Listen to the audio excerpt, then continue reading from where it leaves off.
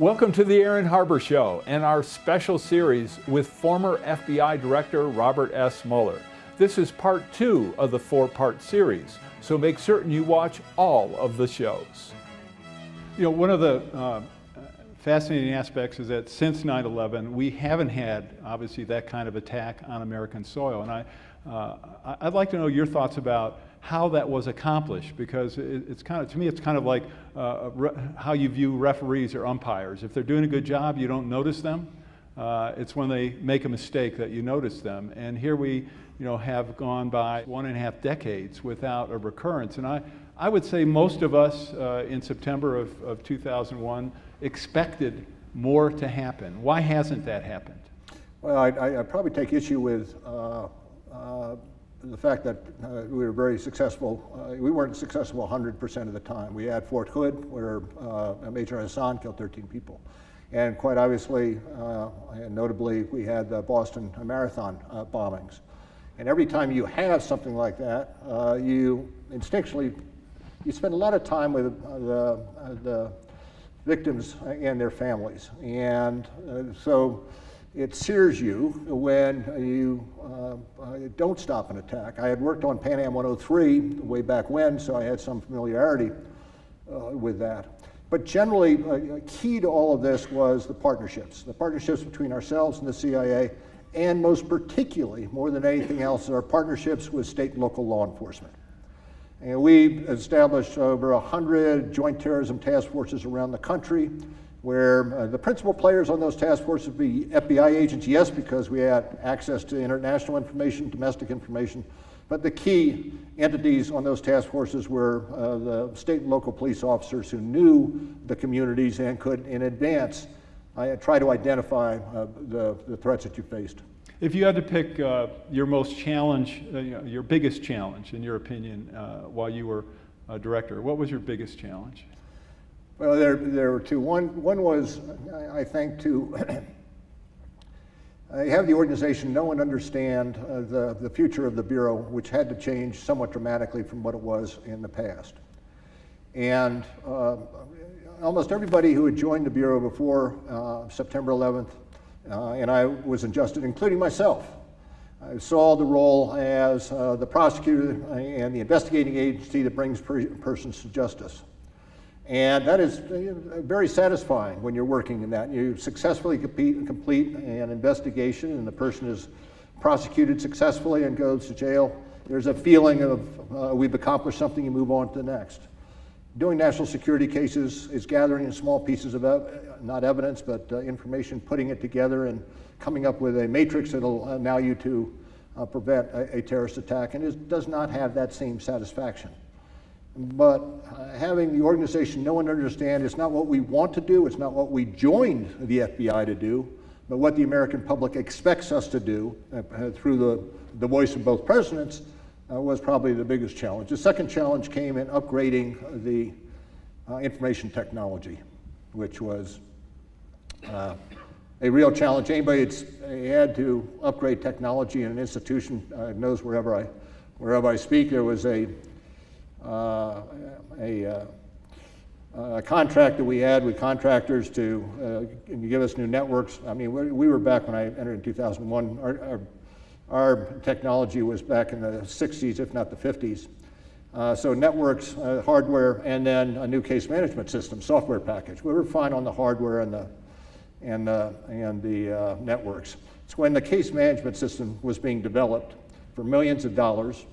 I was told that in a year after I'd arrived, 2002, 2003, one day we'd go in and turn on our computers, and everybody in the Bureau would have a new case management system that was on the cutting edge.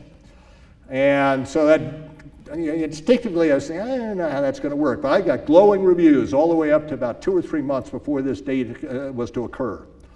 And we get to the date, and lo and behold, we had 6 teams working on it, but they were not really integrated. And consequently, they would not start, and there was some question as to whether it would ever be successful. So you're caught on the one hand, are you going to pour more money into this one that may or may not be successful, or start again? We ended up starting again.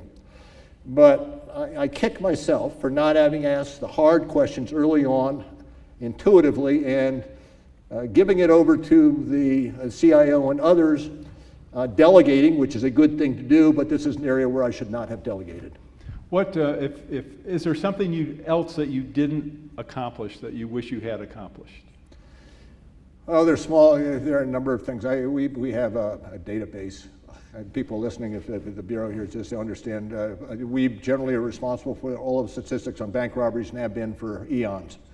And we added a database on that, which was one of my first things on my list to get upgraded. It was all done by hand.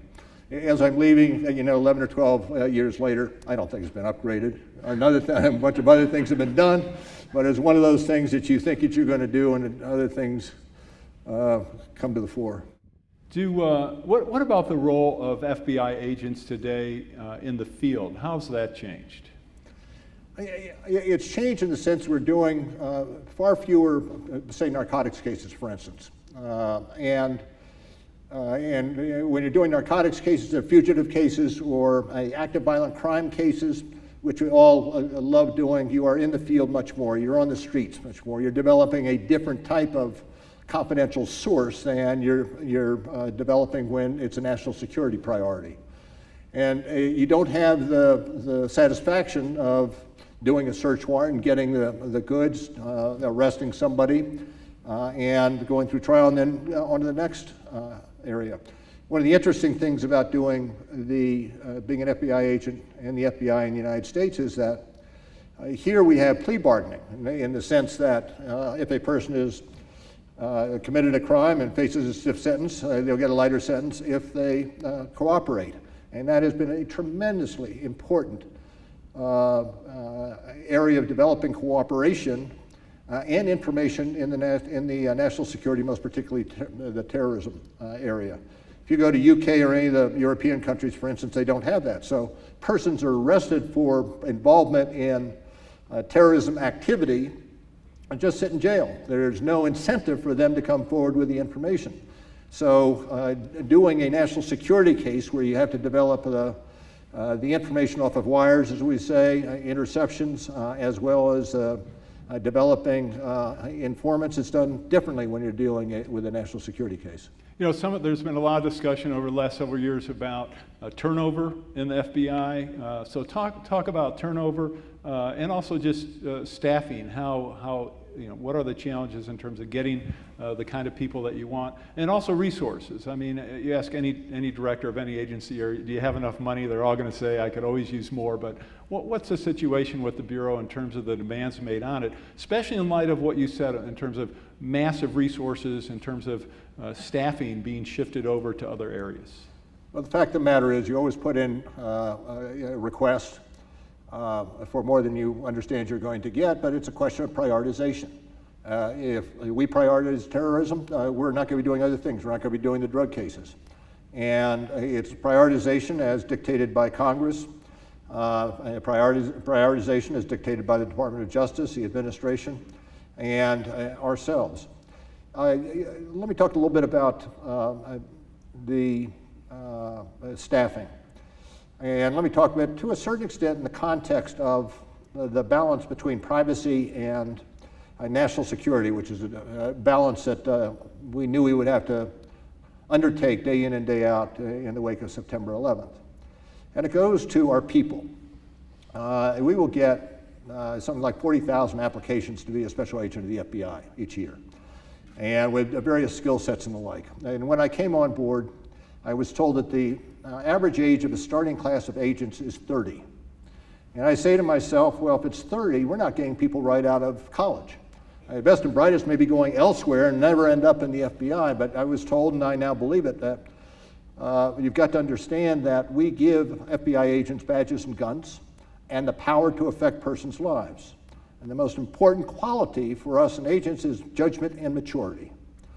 We can pick up the skill set. I mean, we get people who are software programmers, hardware engineers, stockbrokers on for the insider trading cases who will come to us with these skill sets. But the most important thing for us is the judgment and maturity because of the power we give the agents. And one aspect of it that was started by my predecessor, Louis Freeh, is that every agent coming out of new agents class will have gone to the Holocaust Museum. And again, it is to impress upon our agents the role that they play in a democracy and the importance of having that judgment and maturity. For information on how to help promote civil and mutually respectful discourse and support expansion of the distribution of our programs, please email info@harbertv.com. I'm Aaron Harber, host of The Aaron Harber Show. Find us on Facebook to get all the latest updates, see behind-the-scene photos, and make comments and ask me questions. You can see episodes before their TV broadcast, so like the show today. Hi, I'm Aaron Harber, host of The Aaron Harber Show. Because I've never done endorsements or commercials, people ask how are our programs funded, especially because we provide them as a public service to all our broadcast outlets. It's expensive to produce our show, whether we do them here in Denver or go to places such as Aspen, Washington, D.C., or even Iraq. The answer is we depend on contributions to support our work to bring you some of the nation's top opinion leaders. Individuals, businesses, foundations, and other nonprofits make tax-deductible contributions to the Democracy and Media Education Foundation to help allow us to continue to work for you. To find out more or to make a donation, just go to dmefd.org. The DMEF is a tax-exempt public charitable organization and has promised to dedicate 100% of every contribution to support our public affairs initiatives. If you believe as I do in the need for a forum which promotes civil discourse and mutually respectful discussion, I hope you'll decide to make a contribution today. Join me and watch The Aaron Harber Show. Watch The Aaron Harber Show. Watch The Aaron Harber Show. Watch The Aaron Harber Show. Watch The Aaron Harber Show. I'm Reverend Jesse Jackson. Watch The Aaron Harber Show and keep hope alive. The Aaron Harber Show may be viewed 24/7 at no charge from any location in the world at www.harbertv.com.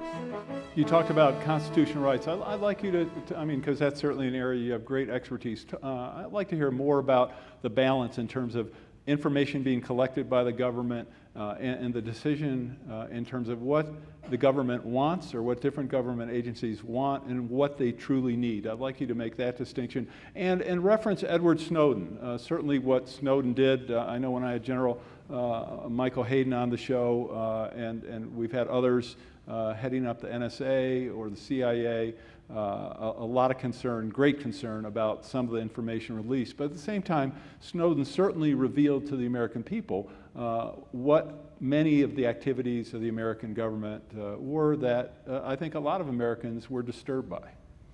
I don't disagree with the latter statement in terms of persons being disturbed by the activities. I would tell you that if you, as have individuals from the other agency to say he has done substantial damage to our capabilities when it comes to preventing terrorist attacks and other national security priorities. But if you look at the one aspect that was brought out early on was what they call the 215 issue, and that is the accumulation of metadata as to who called who when, and in one database readily searchable. And in the wake of September 11th, the 9/11 report came out and said there was a gap. We perhaps could have stopped September 11th if we had had that kind of database. And I give you an example of the position I'd be sitting in, and if you take the Boston Marathon bombing. It occurred on a Monday. We did pulled in all the video cameras in that portion of Boston. We're able to identify 2 individuals who put down knapsacks at the particular place where the bombs went off, but we did not know who they were. And because of that, we went on a Thursday night and published it, and they realized they were done. They got into a shootout outside of Boston. Older brother was killed, younger brother survived. And I'm sitting in the situation room, the same situation room sitting in on September, later on September 11th. An agent comes in and says, well, we've identified them and we have the brothers' information. My concern at that point in time is you've got one person loose out there. We have the example of 4 separate attacks on September 11th. My greatest concern is there's going to be another attack. And one of the important things for me to know is who had these people contacted. Where do I go to find out who may be helping them undertake an attack? And that readily searchable database was critically, I wouldn't say critically important, but used in that type of situation time and time again. It is still out there, and one last thing about the balance of national security versus privacy. We are the only country, and I put this to people who, particularly the media, who don't put it in, that requires the director of the FBI and the attorney general, if they want to intercept conversations, to go through a court, the FISA court, Foreign Intelligence Surveillance Act court. I can't sign off on a piece of paper. Attorney General can't sign off on a piece of paper and do it. It's a third branch of government. No other country has it to the extent that we have it. And that is a pretty good, in my mind, guardian of our privacy, given the threats that we have, both domestic and overseas. Do you think with FISA it makes sense to have an opposing party, as you normally have in court, possibly arguing against a request? I think in certain circumstances in the past, the court has sought advice where it needs advice, and I think it'll do it in the future. I'm not certain exactly. I know that I think there was a statutory fix that allows that to happen. And so it would probably be more prominent than it was before, but I don't think it'll change things much. You know, in an open society, I think one of the things that many Americans don't appreciate is, I mean, we have such an open society that, which we want, that doesn't that really make us vulnerable in the sense that, I mean, you can come and go. We have the Second Amendment, so people can have and carry weapons, whether it's infrastructure, water supplies, electrical, communication grid, or whatever. Aren't we actually, in reality, on a number of fronts, very, very vulnerable? I think we're certainly vulnerable when it comes to the type of information that is out there, that is a type of information that is out there and available to those who want to find it and want to do damage or harm to us. We're also, to a certain extent, vulnerable by the fact that we live by the rules passed by Congress. I have to show, if I want to get an application before the court to intercept somebody's conversations, I have to show probable cause to believe that that person is affiliated with a terrorist group. And if I don't have that probable cause, I can't do it. We've had instances, Al-Aqwi, a relatively famous individual, exhorter of the type of terrorism we've seen in the United States, was doing videos and like for a substantial period of time before the Fort Hood shooting, and it's only after that that we found that he was involved in the operations. Any other country, they may well have been up on his wire beforehand because there was no responsibility of showing a court that there's probable cause to believe that this individual is engaged in terrorist activity. For information on how to help promote civil and mutually respectful discourse and support expansion of the distribution of our programs, please email info@harbertv.com. I'm Aaron Harber, host of The Aaron Harber Show. You can follow the show on Twitter for instant notification of new episodes, live event invitations, outtakes, and behind-the-scene photos. And tweet us your topic and guest suggestions today. Hi, I'm Aaron Harber, host of The Aaron Harber Show. Because I've never done endorsements or commercials, people ask how are our programs funded, especially because we provide them as a public service to all our broadcast outlets. It's expensive to produce our show, whether we do them here in Denver or go to places such as Aspen, Washington, D.C., or even Iraq. The answer is we depend on contributions to support our work to bring you some of the nation's top opinion leaders. Individuals, businesses, foundations, and other nonprofits make tax-deductible contributions to the Democracy and Media Education Foundation to help allow us to continue to work for you. To find out more or to make a donation, just go to dmefd.org. The DMEF is a tax-exempt public charitable organization and has promised to dedicate 100% of every contribution to support our public affairs initiatives. If you believe, as I do, in the need for a forum which promotes civil discourse and mutually respectful discussion, I hope you'll decide to make a contribution today.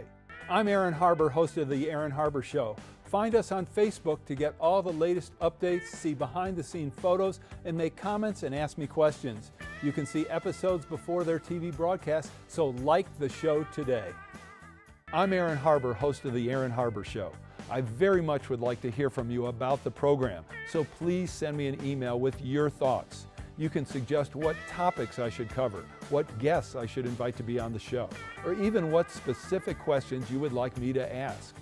This is your program, so send your suggestions to aaron@harbertv.com. I promise to personally read every one, so email me today. And most of all, thanks for watching. The Aaron Harber Show may be viewed 24/7 at no charge from any location in the world at www.harbertv.com. This segment features questions from the audience for former FBI Director Robert Mueller. The audience of over 500 attendees not only included FBI agents, Homeland Security officials, as well as other law enforcement officials, but also had over 200 high school students from a number of different school districts. Mr. Director, my name is Chris. I'm a cybersecurity professional here in Denver, Colorado. And I'd like to know your thoughts and opinions. If you were the big cheese right now, would you be pushing for backdoors into encrypted communications, and why? Thank you. Well, the reason why I think is fairly obvious. We do a number of cases, violent crime cases, kidnappings, murders, and the like, and often the best evidence of that will be on a cell phone or can be picked up on conversations with appropriate court authorizations. There's an ongoing debate as to how you provide that continuous capability, but at the same time, encryption growing by leaps and bounds, which makes it difficult. I think we are going to have to sort out in the next several years exactly how we give law enforcement the tools they've had traditionally to be able to stop crime or terrorism, what have you, but understanding the change in dynamics with the advent of encryption. All right, thank you very much. And let's make sure some of our younger people feel free to ask questions. I guess we have some in line, but the more the merrier. Please go ahead. Pueblo was ranked 11th on the national level for most violent crime rate per 100,000 people. And my father is a police officer in Pueblo, so I've talked to him about it in depth, and he states that the amount of police officers per popula is severely undermatched, that there are too many people per police officer that are on duty per day. So he figures that there's roughly 300 to 400 police officers on the force. And that's not every day going out patrolling the streets. That's office workers and working at desks. So my question to you would be, do you think that increasing the amount of police officers in Pueblo would decrease that crime rate on the national level? Well, I am not going to parachute into what should happen at Pueblo specifically. I will say, though, that communities should address the capabilities and staffing of a police department depending on the crime. Many police departments now have reduced their personnel because crime has been going down. I mean, in Washington for a number of years there, we had homicides less than, I think they were less than 80 for a year, and we've been up in the hundreds. And consequently, communities, because of the expense and the like, will adjust their capacity. I don't know enough about Pueblo to speak to what would be appropriate there, but each community has to address it differently. Do you sense nationally, is there any analysis which says there's a need for substantially greater investment in law enforcement in communities, or not? No, because I don't think there are probably studies out there which would say that more police persons equal a reduction in crime, but it's not all that clear. I mean, technology, to the extent that certain communities are using technology, bullet spotter technology and video cameras and the like, crime is driven down not necessarily by the number of police officers on the beat, but by the technological improvements that are included. What do you think? We talked about constitutional rights. A number of police departments now have the ability to mount cameras that scan license plates, and it's extraordinary the amount of data that they collect, the ability to identify very quickly stolen vehicles, things like that. What's your thought about that technological advancement and any constitutional rights issues? I don't think that you will find, if it is addressed by the courts, any constitutional problem with a license plate that is displayed outside the car. I also think that is very valuable. There was a killing. I think it may have been the reporters, and I don't quote me on this, but you look at the two reporters who were killed in southwestern Virginia. And I think that the individual who was responsible for that was picked up by a reading of his license plate. And even if it was not him, that is the type of piece of information that perhaps would have saved lives in that case, because I think he drove over the side of the road and then took his own life. And had he not been spotted, who knows? So I think I don't think there's a constitutional impediment, and I think it's valuable. All right, next question. Thank you very sir. much, by the way. Hello, my name is Rebecca Nunziato, and I work with an organization called the Bridge Alliance, which is working to be a backbone organization to the transpartisan or cross-partisan field. So my question is how you have sensed what your concerns are around the hyperpolarized state of U.S. politics and how that affects our internal division and our safety and around the issues of internet privacy and the like. Well, so I understand your question. You're talking about the disarray in our political dialogue, how that would contribute or undercut the work of the FBI. Is that in essence what I think? The dialogue goes up and down. As I talked about, if you look through history, the back and forth and the lack of comity in the houses and like, this isn't the first time. And over a period of time, I was lucky because I stayed for a period of time. There are very good people up on the Hill. There's some not so good people. And you learn to take the good with the bad on the belief that almost everyone up there perceives, rightly or wrongfully, that their particular actions are into the betterment of the United States. You may disagree with some, you may disagree with some of the rhetoric, but I don't generally discount the not the enthusiasm, but the desire to make a contribution. And so basically you do your testimony and move on to the next. Thank you very much. Next question, please. My question is on leaks, not on the Snowden level, but say the bank account tracing and so on. And I wonder how much damage you believe the media has done in publicizing smaller leaks that come to them and that they print. Well, depending on the issue, yeah, I think the media has been somewhat destructive. One of the concerns I have is when there is a leak of top secret or very classified information, the decision is made by the editors of the particular media. And they are taking into their own hands a decision as to whether or not it is against or undercuts national security by telling the public about this. And that, to me, should be left in the hands of Congress. Congress comes out, says disclose it, so be it. But the decision by the media to make something public upon occasion does substantial damage, and the decision is being made by one or two individuals in the media as opposed to by others in our democracy who are, one would say, perhaps better informed, but also much more cognizant of the damage that would be done by leaking a particular aspect of our defenses. Next time on the Aaron Harber Show. You essentially were saying we're going to resign if you proceed in this manner.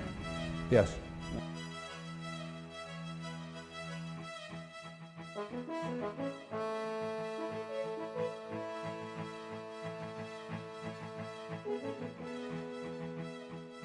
Please contact us. We want to hear from you.